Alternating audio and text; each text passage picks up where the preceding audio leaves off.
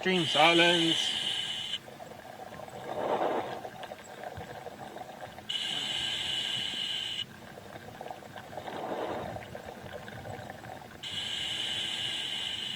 Pat, you are live. Yes, welcome everybody. I am ecstatic to have you all here. It is very special because today is our first public live dive. Now, welcome everyone. We have had a bit of a hiatus where we've been working with our beta backers. So they've been watching our dives, giving us feedback, and we've been continually improving, and now hopefully we're blossoming as a beautiful butterfly. So we are diving today off Casuarina Point. No, sorry, we're not on Casuarina Point. We are at Little Tunnels, which is the northwestern side of Grand Cayman here. We have Brianne on camera, and we have Simone, the surface biologist, today. Hello everyone, I will be monitoring up the top to answer all of your questions. I'm Simone, the marine biologist. Now please feel free to send questions through our YouTube page, our Facebook page, as well as our personal website. We also are live on Periscope and Twitter. Use the Twitter hashtag diveLIVE and we will see your questions. Now on the screen now we can see a grouper being cleaned. Yes, and we can see it's opening its mouth and it's got these little cleaning gobies scootling around trying to get themselves a nice feed that also benefits this grouper because it's got a bit annoyed at one there, but it benefits both because the grouper gets parasites cleaned off it while the gobies get themselves a nice feast. Yeah, and how big would you say that grouper was? It's a pretty big one. I would say about 70 centimetres long, so about 2 feet. Oh, now we've got a couple of big barracuda up here, so a very exciting start to this dive with 2 big fish straight off the bat. Now these are great barracuda up here. Yeah, so those 2 long fish in the centre are great barracuda, and they look like they're perusing the reefs, probably looking for an easy meal, I think. Yes, and they are great, but I'm not calling them great barracuda just because I think that they're great. It's actually their species, so there's about 30 odd species of barracuda, and this one is called the great barracuda because of their size. Yeah, and the lower barracuda actually has a very concave stomach, so it could be a little bit sick. Maybe a parasite is inside of it, eating its food instead of that barracuda getting the nutrients it needs. They are very, very known to host quite a few species of worm-like parasites, such as flatworms. So that's also why they're not very widely eaten either, because they do get ridden with parasites. Yeah, and we have a few requests for some different animals. James Richard would love to see a moray eel. And Agent 99 would love to see a turtle. I think we can agree that we would all love to see these. Oh yeah, most definitely. Now, just before this dive, we did see a turtle at the surface. We thought it may have been a loggerhead, so that would be really exciting, because loggerheads can get incredibly large. Yeah, they certainly can, and they have been frequenting this area recently. So to give you guys an update, we are on a boat. Well, I am on a boat. Pat is underwater at the Little Tunnels dive site in the Grand Cayman Islands, which is in the Caribbean. So as you can imagine, that's why we have all this amazing visibility and awesome corals. Yes, and we are currently on the edge of the Cayman Wall, which runs right down 28,000 feet down to the Cayman Trench. So if we get Rian here to just point the camera down looking over the wall, I hope you're all not scared of heights because it is quite a severe drop. Now, Mrs. Lapwing is wondering, how deep are you diving? I'm going to assume it's not at the bottom of the wall. No, I would be about the size of a pin if that was the case because of pressure. 18 metres deep, so about 60 feet, 70 feet down. Yeah, and you can see how easy it is to just slide down that reef. And actually in the middle, I can see another grouper. Is it a different grouper being cleaned? No, this is the same one, and it looks like it's being cleaned by a Spanish hogfish this time, which is the bright yellow fish we can see swimming around it. Actually, no, this is a different grouper. It's got quite a large scar on its head. Oh, yeah, so that's probably some dead tissue, so that's why it would need these other fish to clean it so that doesn't get infected. Yeah, definitely. It looks like it could have been in a fight with another grouper. Maybe it's been attacked by a shark and managed to survive. Yeah, it could be absolutely anything. But if you have a scar like that, or, you know, a bit of a fresh wound it looks, you'd have to spend quite a lot of time on these cleaning stations, as we call it. So these cleaning stations are a group of lots of little fish, or as you can see, this little fish, and he'll clean all of their wounds and bacteria away. Now, transitioning from a big fish to quite the opposite end of the spectrum here, we have a little Hamlet. So we are just here. I believe this is a shy Hamlet, but I'm not sure. They're quite a cryptic species and aren't often seen here on the reef, so it's a very exciting find. Can you see that, Simone? Yes, the shy Hamlet. Yeah, in the centre, it's got that darker head. So Hamlets are actually not too big of a jump because they are really closely related to sea bass, as a pretty large fish, as opposed to all the other smaller reef fish that we see here today. Yeah, and it's got quite a very pretty blue kind of marking on its face there. I'm not sure how well that's showing up, but it is a treat to see these guys. They're so pretty. Yeah, wow, and you can really see the blue colours. Love Dogs actually spotted that it was a Hamlet, so good spotting, Love Dogs. Well done. So yes, Love Dogs was part of our Be the Backer phase. So I'm glad that she learned a thing or two from it, and I hope everyone else out there can learn a thing or two as well. Yeah, so you can see the markings on this Hamlet. Now, they actually use it between the species to identify individuals. So Hamlets and other fish do have fish friends. So they'll go and visit their buddies from time to time and even have mates and partners. And now, Pat, how warm is it down there? Everyone wants to know how warm the Caribbean is. Yes, it is a toasty 28 degrees Celsius, so about 83 degrees Fahrenheit. Very toasty indeed. Yes, a lot better than the cold coastal waters where I came from, and we get about 17 degrees on a good day. And now Gemma Kemps was wondering, do we get giant groupers here? And I think she might be referring to Goliath groupers. Yeah, so we definitely get Goliath groupers here. They are very, very big fish. They can get up to about 1.5, sometimes even 2 meters, so they can reach up to 6 feet, which is incredible. Yeah, and Betty is asking, the grouper doesn't eat any of those little fish that go into its mouth while cleaning? Yeah, it is pretty crazy.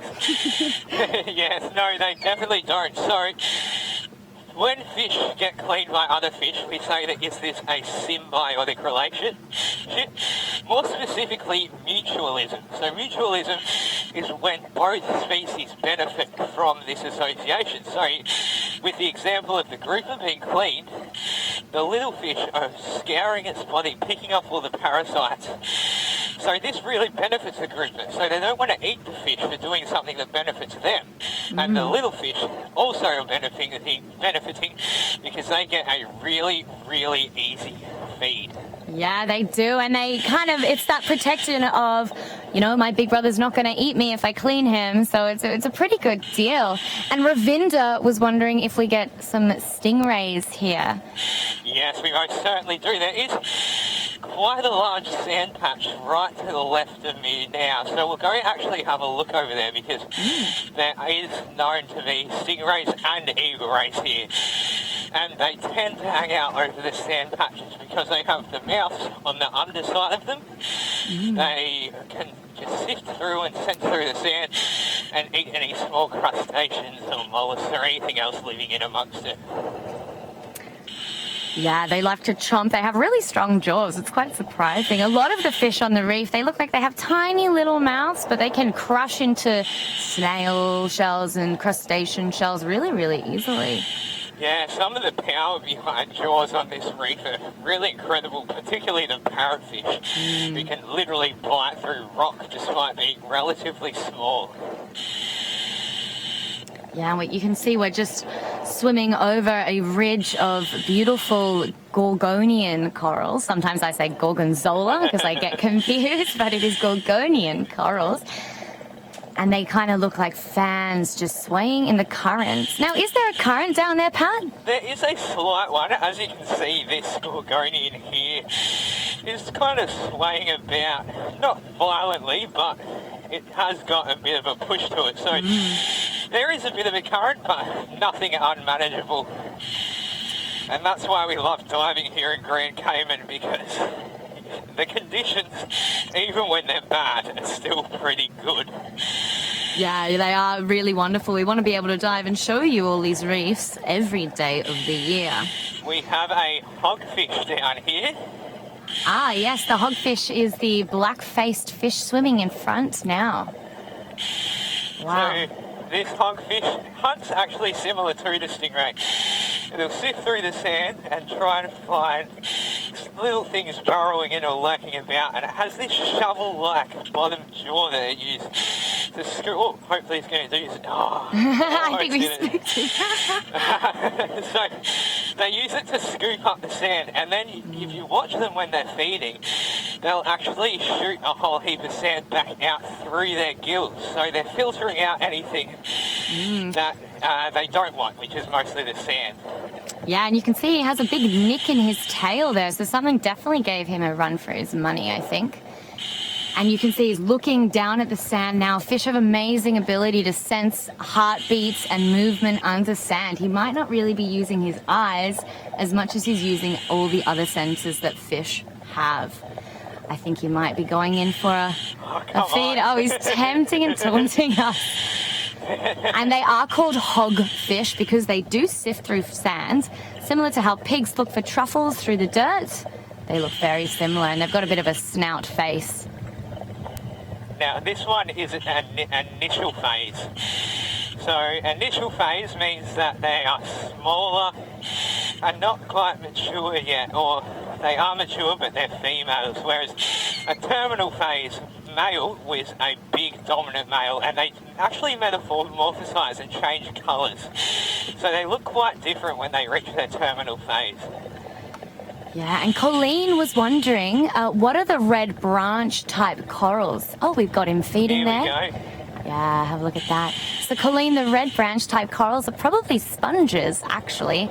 And so those are just long, big growing sponges.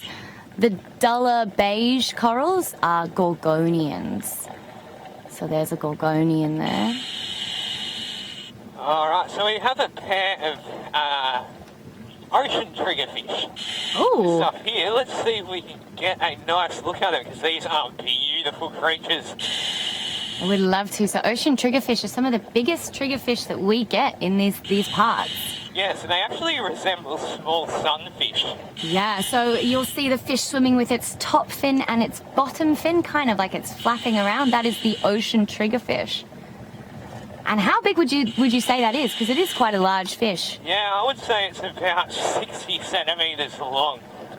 About 2 feet long. 2 feet long, that's pretty large. And you can see they have this absolutely altered body shape where they're so streamlined, yet they have those two almost undulating fins known as the dorsal, the top, and the ventral, the bottom fins. And he's just swimming into the blue. Triggerfish have really big teeth as well. Yes, our other presenter, Lauren, has tales of working over in the Indian Ocean where a certain species of triggerfish has actually bitten her fins, and we can still see the hole in her fin from that. Yeah, they're pretty aggressive. Now, Virginia was hoping that you could spot her some Christmas tree worms today. Oh, I will keep my eye out for them. Yeah, I think we might be able to help you out, Virginia. There are loads around the reefs here. Yeah, so they are a boring organism, meaning that they bore into rocks or corals, and then they'll secrete their own tube and live in that. And they are multiple different colours. Now, I Am Brain is wondering, are there ever hurricanes where you are? Yes. So we actually ourselves have had to be thinking about hurricanes coming, or planning for it at least, because it is hurricane season. So I believe hurricane season runs for about 3 months, or maybe a bit longer. And there have been some devastating ones here in the Grand Cayman Islands, so well, fingers crossed that we don't get hit by one, but yes. And when they do hit, they can be quite devastating to the coral reefs, obviously, and they'll rip and tear up the corals. Yeah, so there are multiple tropical storms here as well that still are quite detrimental. So these reefs can withstand quite a lot. It's pretty amazing. Sometimes we can see some sponges that have been ripped up. And now we're getting a beautiful look into a crevice that drops. How deep would you say this crevice is, Pat? So I'm at 20 metres. Mm-hmm.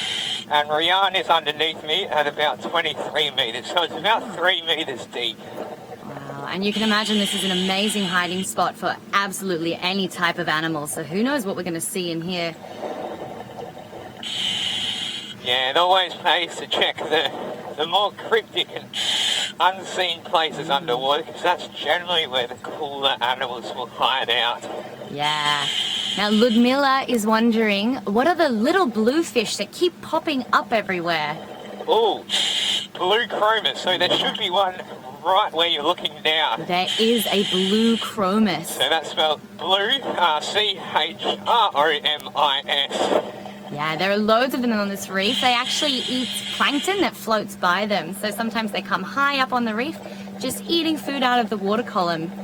Actually, to demonstrate exactly what you're talking about now, if we come up here, there is a feeding school of blue chromis.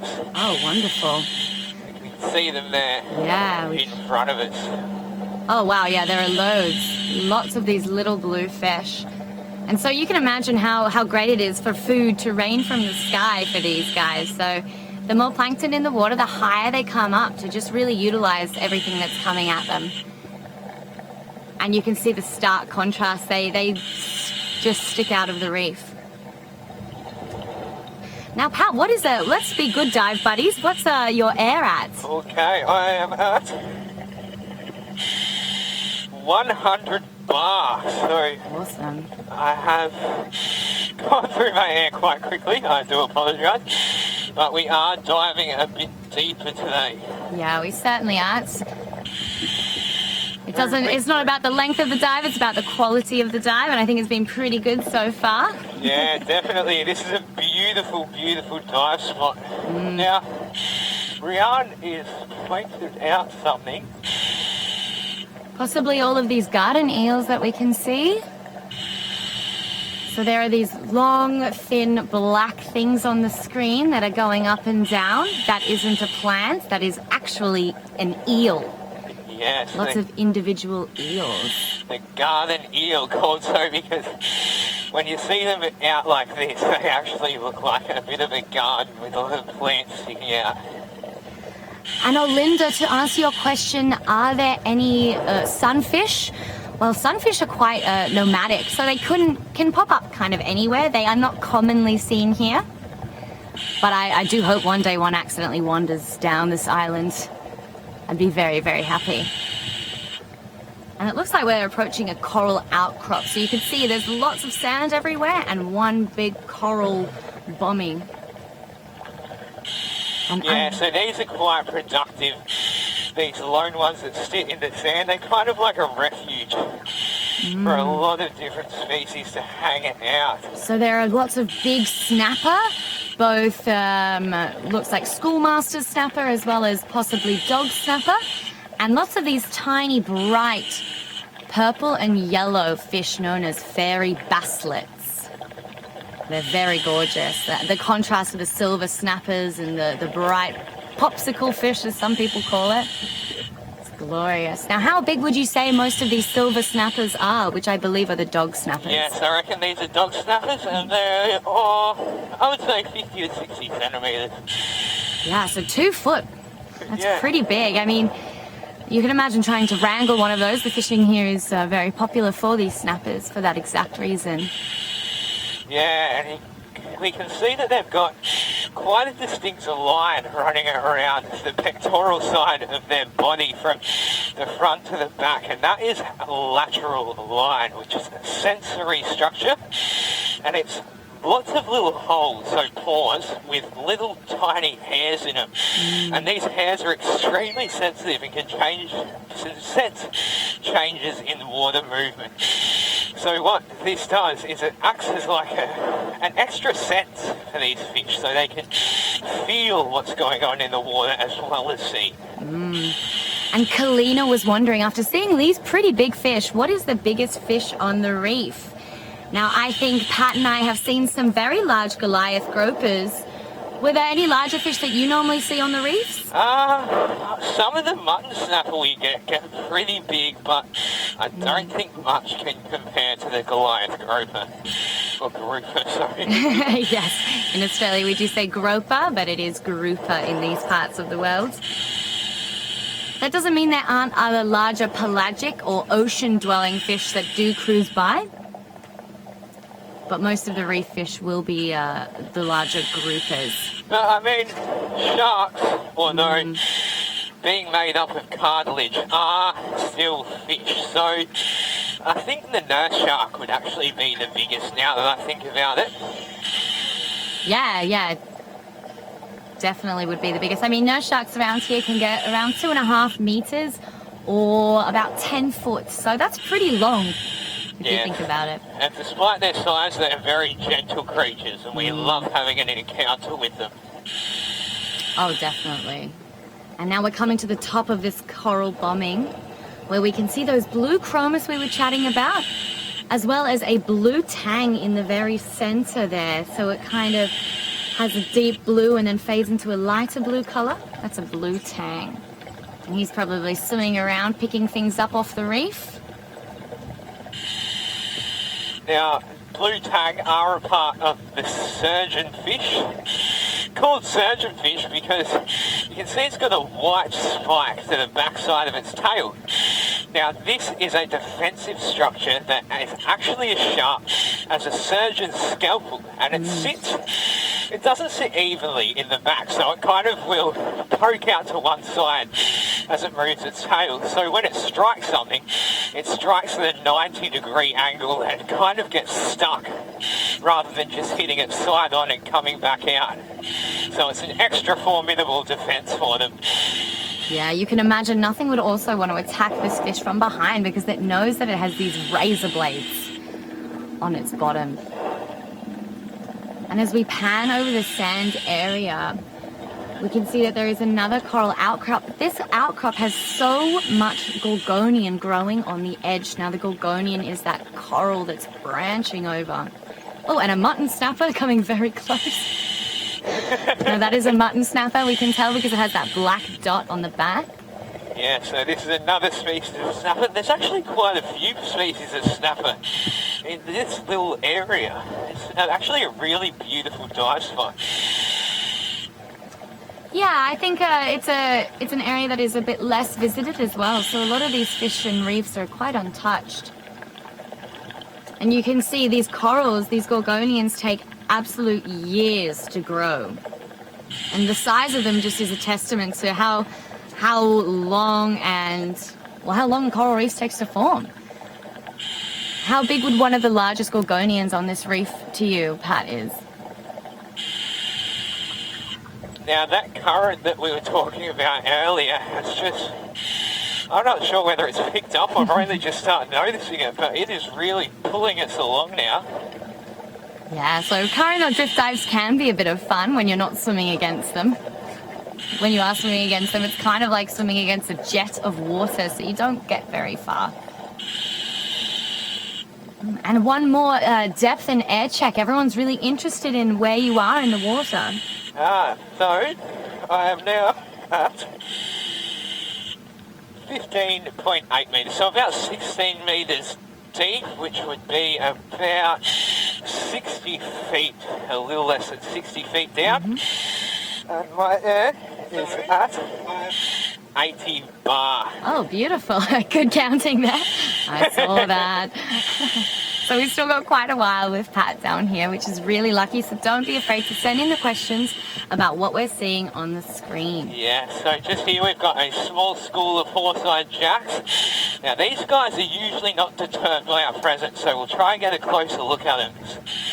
They are beautiful. Now jacks are also known around the world as trevally, which are these very predatory pelagic fish. They have a really big eye and they're pretty much all muscle, so they're very strong and capable of annihilating their prey, more or less. Yeah, and they have actually such amazing eyes. They live at depths of up to 150 meters, so they're really good at filtering light.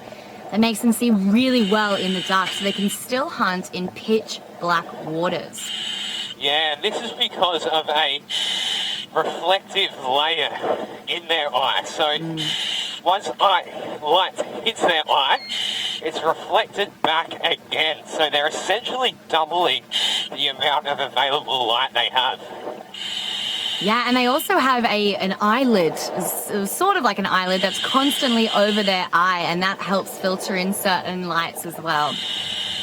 So they're pretty formidable predators. They can attack at depths in different lights, and they have so much muscle that they can come at a speed. So unfortunately, their prey doesn't have much of a chance. Now we have a few people wondering, do dolphins frequent the area? Now, have you seen any dolphins on any dives, Pat? No dolphins. So they don't frequent the area. That's not to say they're not here though. So maybe a month ago we had some of the Don Foster's people coming back from a dive and they saw a couple by the boat, but compared to other places in the world, they're not very frequently seen here. Yeah, I do hope to. Well, we would probably hear them before we saw them if we were underwater. As you probably know, a lot of dolphins emit a very high-pitched sound, so we can hear them coming as they hunt or play together. So it reminds us to keep our eyes up in case they swim past. So Take Care was wondering if we could explain the bar unit related to the air. How long does one bar last? So bar is like a unit of pressure. And the more pressure or the more air that you have in the tank, the higher the pressure will be, so the higher amount of bar you will have.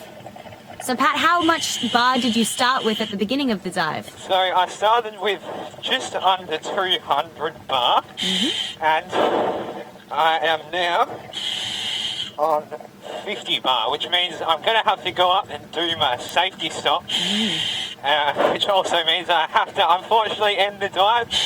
But thank you all for joining us today. We're going to have one more dive at 4 p.m. Cayman time, and I hope you can all join us for our second ever public dive.